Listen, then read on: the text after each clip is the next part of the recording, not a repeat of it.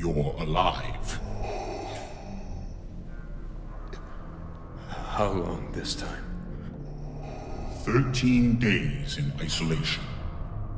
Impressive. The Force gives me all I need. The Force? The dark side. My master. Come.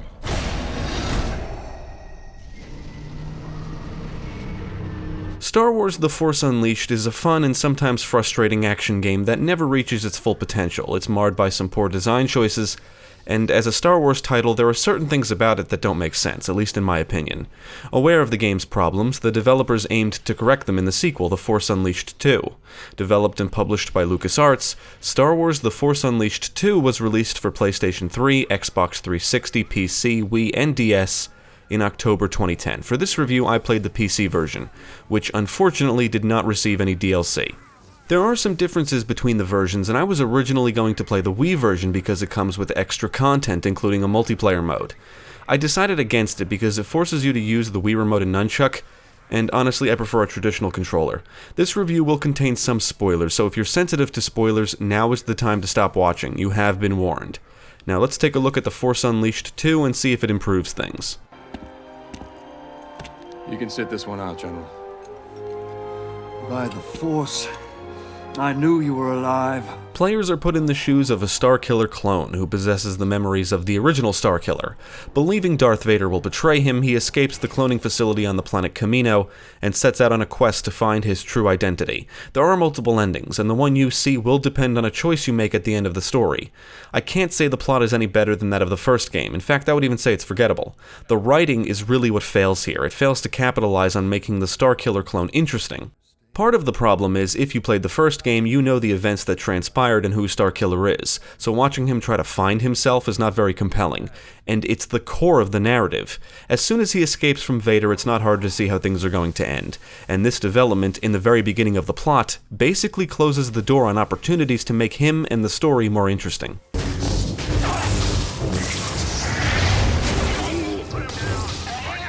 Like its predecessor, The Force Unleashed 2 is a hack-and-slash title set in the Star Wars universe. Starkiller is now equipped with 2 lightsabers and can utilize most of the Force powers from the first game. You can use the Force to push, grab, and throw objects and enemies, unleash lightning, and throw your lightsabers. Starkiller can now utilize the Mind Trick power to turn foes against each other, which can be very helpful when you're outnumbered. Defeating enemies fills up your Force Fury meter, and once full you can unleash Force Fury to inflict more damage for a brief time or until you deactivate it. Defeated enemies release green orbs that replenish your health.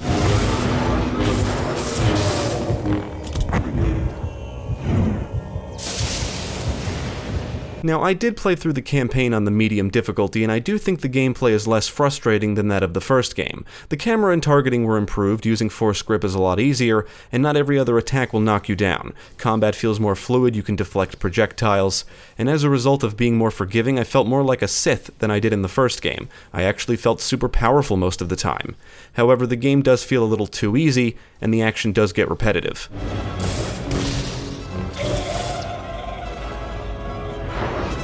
Defeating enemies and destroying objects grants you experience, and when you earn enough, you can spend it on Force upgrades. You can upgrade your powers and lightsaber attacks. By spending points on your lightsaber, you'll inflict more damage and unlock more moves. I can't say I ever felt the need to pull off the more complicated combos, nor did I know how to, until I played through the Challenges mode. As you progress through the campaign, you'll unlock challenges that will test your skills, and the first challenge in the list will require you to pull off all the attacks and combos in the game. Each challenge has a different requirement, and you can try for high scores and unlock things like cinematics, crystals, and costumes. Holocrons are scattered around the levels and provide benefits when collected. Some grant you additional experience, some will increase your maximum health and energy required to use Force powers, and others will grant you lightsaber crystals. The crystals allow you to change the color of your lightsabers, and they come with different effects or bonuses. You can apply a different crystal to each lightsaber, allowing you to benefit from multiple bonuses, so that's pretty cool.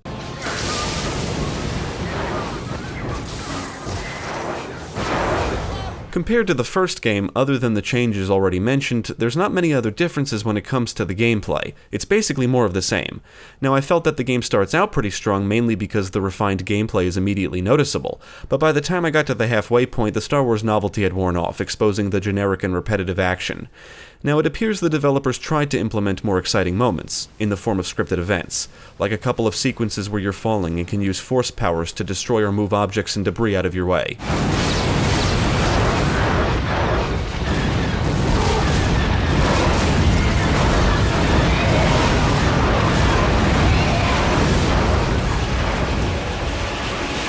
One thing I did find a little disappointing compared to the first game is the lack of enemy variety and fewer boss battles. It seems the developers focused more on enemies with unique abilities or that require certain strategies to take down. Most of the foes you engage are troopers and droids, and the troopers are the easiest foes to defeat. Some of the more dangerous types include Sith acolytes and saber guards, but they can be easily overcome with the right combination of attacks and powers and/or grapple moves. There are some new interesting types thrown in, like the carbonite droids that can freeze you, and terror troopers that cloak themselves, but I can't say any encounters ever proved to be a problem or super challenging.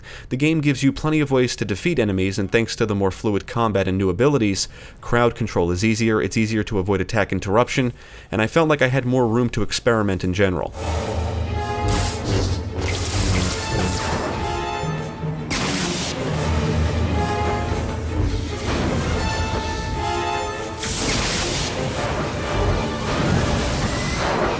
Long-range powers like lightning and saber throw are great against enemies like ATSTs and ATMTs, but you can also use force grip to hurl objects at them, and you can deflect ATMT missiles by blocking.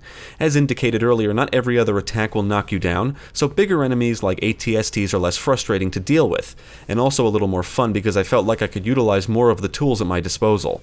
Now, there are some things that make the combat a little more satisfying this time around. For one thing, you can cut the limbs off certain foes and/or decapitate them, and your lightning power can cause jump troopers to fly around out of control before their jetpack explodes, which is always fun to watch. What's not fun is all the quick-time events, which are essentially finishing moves. They also pop up during boss battles and do nothing more than lessen the excitement. Smash them up! Push the chain! Not only is the action repetitive, but so are the levels. The Force Unleashed 2 does take you to a decent variety of locations, but many areas and/or rooms within the locations look and feel the same. The environments also feel more linear than those of the first game. The only reason to explore is to find the holocrons, and as long as you take the time to look around, you should be able to locate them rather easily. Most environments don't feature a lot of branching paths or areas off to the sides, and most levels play out the same. Move to an area, defeat all the baddies, rinse and repeat. Man down. Yes, sir.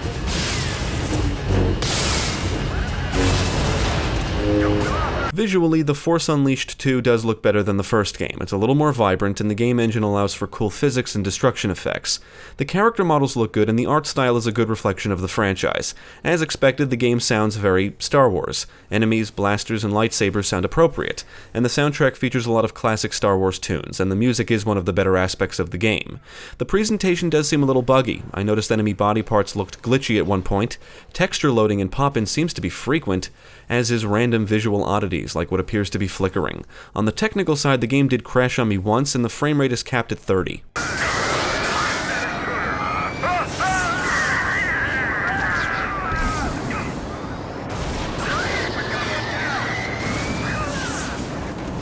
The Force Unleashed 2 is an average game. I do appreciate that it resolves some of my issues with the first game, but it doesn't really go beyond that. It's less frustrating, less challenging, and I feel like there's less depth to it. Not that the first game was that deep to begin with, but here I felt overpowered most of the time. That said, I think I would recommend newcomers start on the hard difficulty.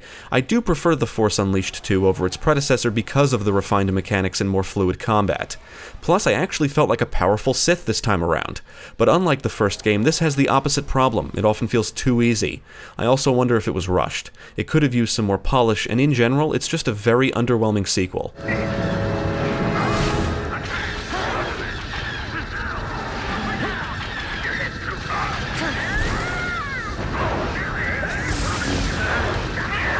I would recommend The Force Unleashed 2 if you can find a cheap copy. If you liked the first game, I think you'll like this. It's more of the same. The improvements don't mask the game's problems, but it can prove to be fun for at least a little while. It's not a terrible game, just average, which is a shame, because being a Jedi or Sith should be more than an average experience in an action game like this.